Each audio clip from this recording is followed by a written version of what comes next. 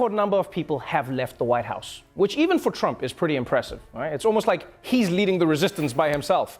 Everyone out there is like, we got to get these people out of office. And Trump is like, way ahead of you folks, resist. Trump didn't run on never releasing his taxes. In fact, if you remember, he specifically said, I will release them as soon as the audit is done. And of all of his tweets this weekend, our favorite was when he tweeted out, it's truly incredible that shows like Saturday Night Live, not funny / no talent, can spend all of their time knocking the same person, me, over and over. Ever notice how Trump sounds like he's stuck on repeat?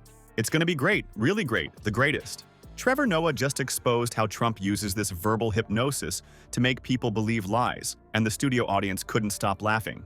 In his latest takedown, Noah didn't just make fun of Trump's hair or orange skin like everyone else. He played unedited clips that let Trump do the comedy work himself, comparing him to those Scooby-Doo bad guys who always say, I would have gotten away with it too. This isn't just funny, it's showing us something pretty scary about how Trump communicates. What if I told you Trump operates exactly like those cartoon bad guys in Scooby-Doo? Well, that's pretty much what Trevor Noah just revealed when he ripped Trump's speaking style to shreds on national television. Noah didn't just mock Trump, he decoded him like some kind of political Detective Conan. Can we appreciate how cute he is when he's trying to explain something to us that someone had to explain to him 5 minutes ago? He's like, all the airplanes will be grounded, but not the ones flying. He saw that KFC bucket and was like, fuel up, Air Force One, we're going to Congress. Like, sir, it's only 8 blocks away. You know what, you're right, we'll take the chopper. The President of the United States is upset because he feels he should have more Twitter followers. This is absolutely ridiculous. Like, what's next? Is he gonna complain to Instagram because his thirst traps aren't blowing up? Exposing the bizarre patterns hiding in plain sight. Noah kicked things off by playing a bunch of unedited Trump speech clips. No fancy editing or tricks needed when the raw footage itself is so ridiculous. The audience couldn't stop laughing as they watched Trump repeat himself over and over again, like a broken robot with limited programming.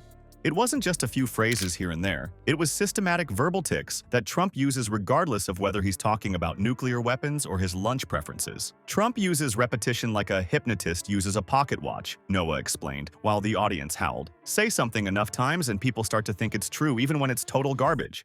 The screen behind Noah showed Trump's greatest hits of repetition, billions and billions and billions and billions, which Noah brilliantly compared to a bad EDM track without the beat drop. The audience lost it completely when Noah added, it's not a speech impediment, it's manipulation 101. The most eye-opening part came when Noah played clips of Trump using literally identical language about completely different policy areas. The same empty superlatives about healthcare? Check. The exact same phrases about immigration? Check. Foreign policy buzzwords that could be swapped between speeches with nobody noticing the difference? Triple check. The audience's laughter gradually turned to uncomfortable recognition as the pattern became impossible to ignore. But Noah went beyond just mocking Trump's verbal diarrhea. He broke down the physical comedy of Trump's bizarre hand movements too. Noah's Trump impression was spot on as he mimicked those pinchy fingers that looked like he's constantly trying to grab tiny invisible hamburgers. You know, now that I hear it again, we should have known that Trump was lying as soon as he said, I don't think I have the authority to do that. Since when has Trump ever questioned his own authority to do anything? Because you never hear this level of compassion from Trump about like Puerto Rico, yeah? When that happens, he's like, here's one paper towel, go long! But here, and when it's him, he's like, the Mueller investigation was a terrible thing. Classic relationship dilemma. Yeah. Trump was like, Kim, if I'm gonna open my trade to you, then we need to make this official. Kim was like, official? Why we gotta put labels on this, baby? The crowd erupted when Noah questioned what Trump was doing with his hands, suggesting it was like he was conducting an orchestra only he can hear, and they're playing the world's worst symphony. More than just funny, Noah's analysis exposed how these mannerisms serve as clever distractions. While you're busy staring at Trump's weird finger pinching, you might miss the complete lack of substance or the outright lies coming out of his mouth.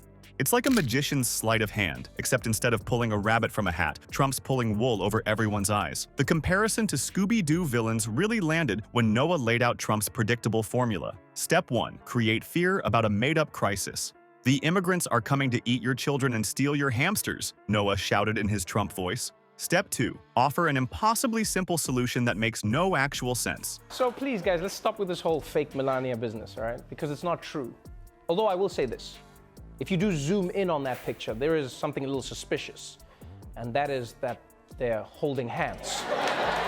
Now, the reason I've been thinking about Melania lately is because in the wake of Trump's recent immigration crackdown, I've started to notice something that's got me really concerned. Who is this person that they're firing? Like they're running out of people we know to fire.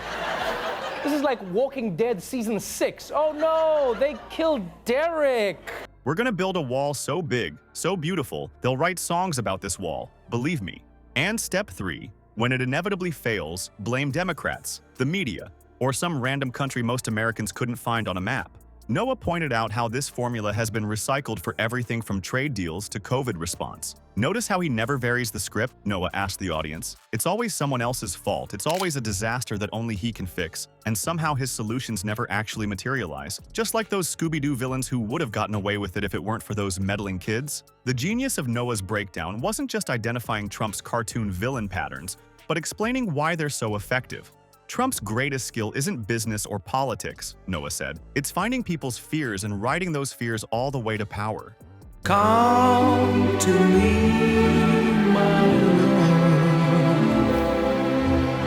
Let me sing forevermore. Hold your hand. Look at me, don't you understand? I'm crazy about you. Dancing, I adore. Let me sing. He showed clips where Trump used the same scare tactics on completely different audiences, promising coal miners their jobs would come back while telling suburban voters their neighborhoods would be destroyed, using identical rhythms and cadences each time. What makes Noah's analysis so devastating is how it strips away Trump's mystique. Far from being a strategic genius, Trump is exposed as a one-trick pony with an extremely limited playbook. Yet somehow, like those Scooby-Doo villains who keep using the same ghost costume even though it never works, Trump keeps trotting out the same verbal patterns, the same hand gestures, and the same promises. But here's the kicker that Trevor Noah nailed in his conclusion. A president who can't laugh at himself isn't just thin-skinned. And of all of his tweets this weekend, our favorite was when he tweeted out, "It's truly incredible that shows like Saturday Night Live, not funny / no talent, can spend all of their time knocking the same person, me, over and over." Who is this person that they're firing? Like they're running out of people we know to fire. This is like Walking Dead Season 6. Oh no, they killed Derek. The President of the United States is upset because he feels he should have more Twitter followers. This is absolutely ridiculous. Like, what's next? Is he gonna complain to Instagram because his thirst traps aren't blowing up? It's downright dangerous.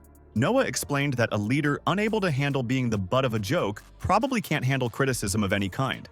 That fatal flaw means they'll never admit mistakes or put the country above their ego. Comedy isn't just for laughs, it's our BS detector. Next time you watch Trump speak, ask yourself, is this a serious leader or just another cartoon baddie who would have gotten away with it too if it weren't for those meddling kids? The answer might scare you more than any Scooby-Doo ghost.